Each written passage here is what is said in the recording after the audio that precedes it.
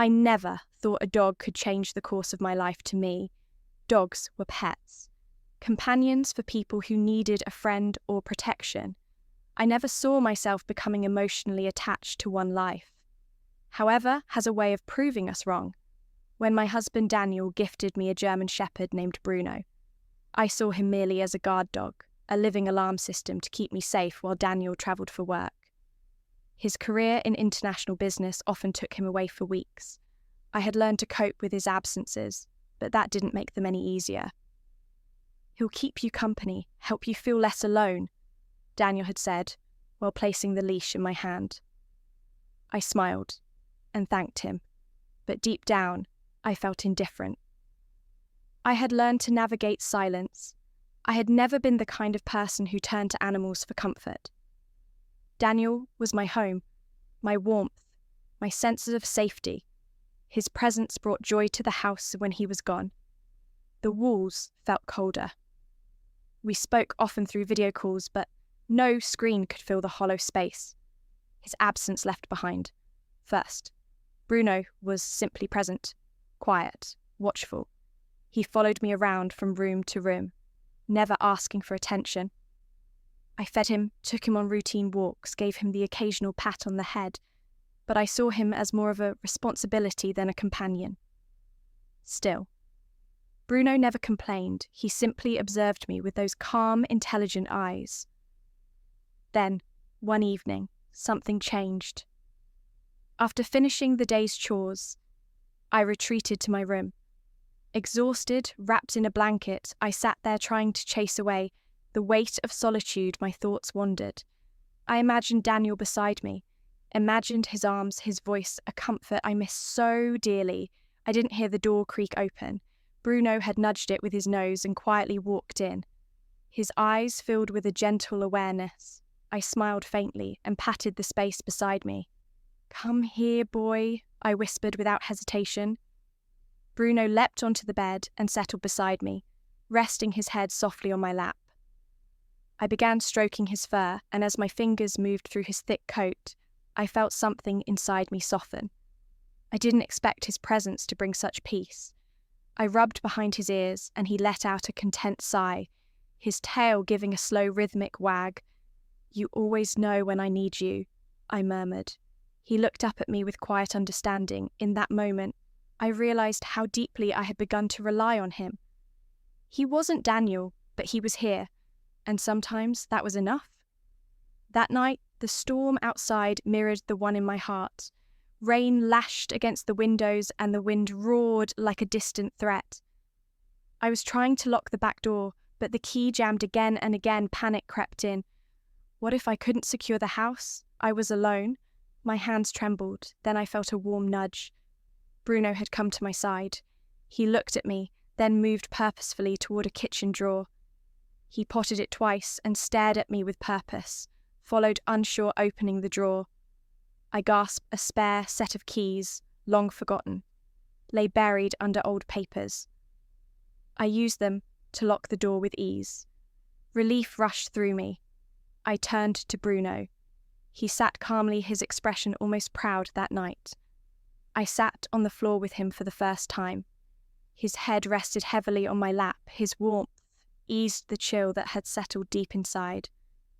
I didn't feel so alone anymore. As days turned into weeks, I started to notice the little things. How Bruno would always place himself between me and the door when someone knocked. How he sensed when I was overwhelmed, gently nudging my hand or resting close to me one evening while I was making dinner. I began talking to him, not just idle chatter, but genuine conversation. I told him about my day, my worries, things I couldn't tell anyone else.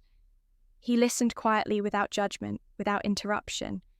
I had always believed love had to be grand, loud declarations, promises made under the stars. But Bruno taught me that love could be silent too. It could be found in steady companionship, in patience, in the way someone just stays by your side through everything. He became my shadow, my silent strength. Daniel's work trips became longer. His calls, though always caring, came less frequently. I tried to understand. I tried to stay strong in the stillness of the house. Bruno's presence filled the gaps left behind. Then, one evening after returning from the market, I noticed a black car parked across the street.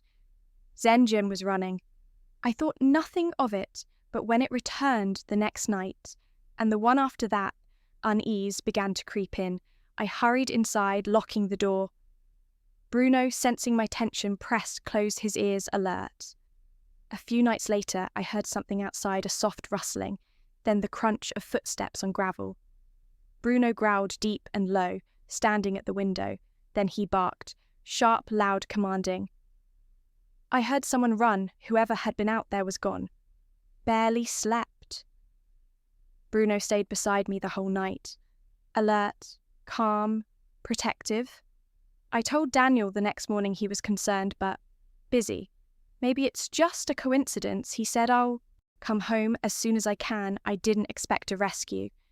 I started reinforcing the locks, installed cameras every evening. Bruno and I would walk the property vigilant together. Then one day I saw him, a man at the end of the street, tall, lean, seemingly relaxed. But something about his presence made me uneasy. Bruno stood still, watching the man glance toward us, then slipped away between houses. Later I saw him again this time.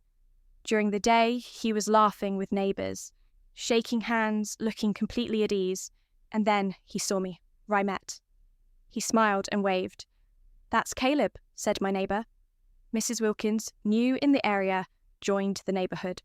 Watch the watch, I replied with a tight smile.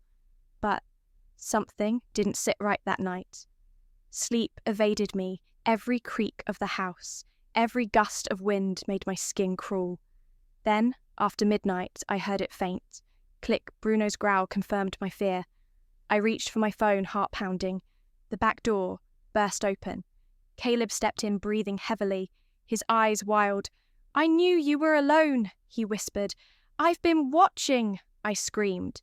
He moved toward me, but before he could get any closer, Bruno charged a blur of motion. Snarl's strength, he clamped onto Caleb's arm and dragged him back with everything he had. Caleb fought back. I saw a flash of something in his hand. Sharp silver he swung. Bruno yelped, stumbled. My heart shattered, fueled by pure fear and fury. I grabbed the nearest thing, a heavy vase, and struck him again until he crumpled. Sirens wailed in the distance. Police stormed in, dragged Caleb away, but all I could see was Bruno. I cradled him, pleading with him to stay. His breath came slow, his eyes fluttered, then he went still. Officers spoke gently, tried to lead me away, but I couldn't move. How could I? He had saved me. He was my shield, my friend, my quiet guardian. The house felt hollow without him, but the courage he gave me, the quiet, loyal love remained. Loyal love.